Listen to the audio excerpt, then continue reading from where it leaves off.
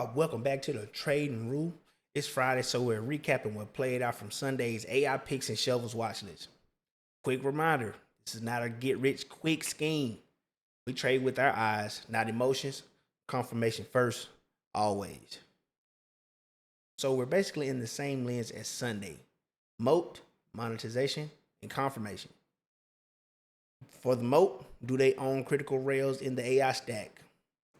For the monetization, do revenue scale as AI CapEx scales? And confirmation, I only move when structure agrees. WTMA trend, 12 cloud power, and a 2-hour lock candle to confirm. For each name, I hit what we watched, what actually played out, and the lesson. If confirmation didn't show, we waited. Remember, no lock, no entry. Let's run in order. So first we have ANET. I gave the alert in my YouTube video for ACS daily confirmation. As you can see, it pulled back and traded in a certain range all week. So I went ahead and drew out that box for the week. Once we break that previous week high, we should be ready to run up to the upside. As you can see on the chart, we have a gap to fill. So above the level of 131.47, I think we have a decent move incoming for ANET. I'm currently drawing out the most probable pathway so I can give myself a visualization on how to trade this plan.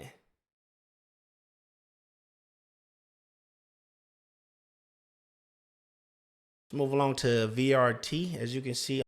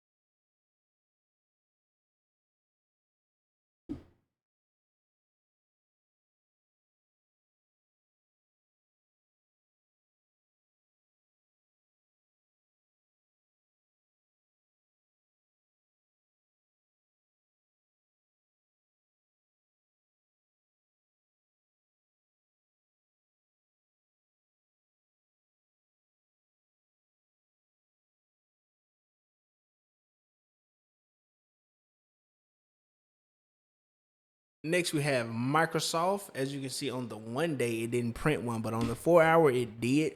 So I gave that signal on my YouTube video as well. So as you can see, it pulled back for 1 day, popped back up and did a great pullback off of some bad news that it got, some AI bad news actually.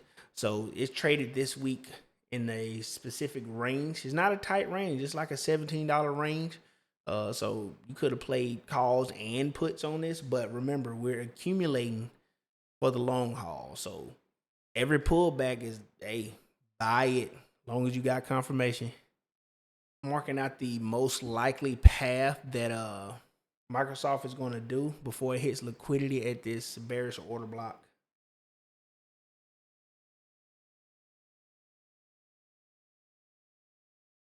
All right, for Amazon, we had a 4-hour confirmation with a slight pullback on the daily time frame.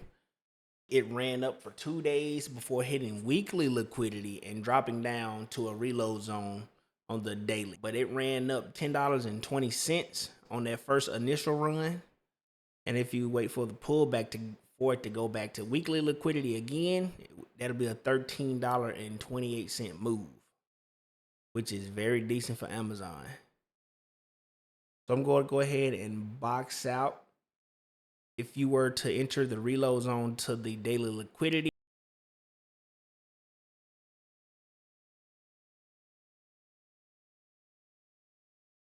All right, so for NVIDIA, we had a possible liquidity sweep, no confirmation. So as you can see, it swept once, but it didn't completely come out of the bullish order block.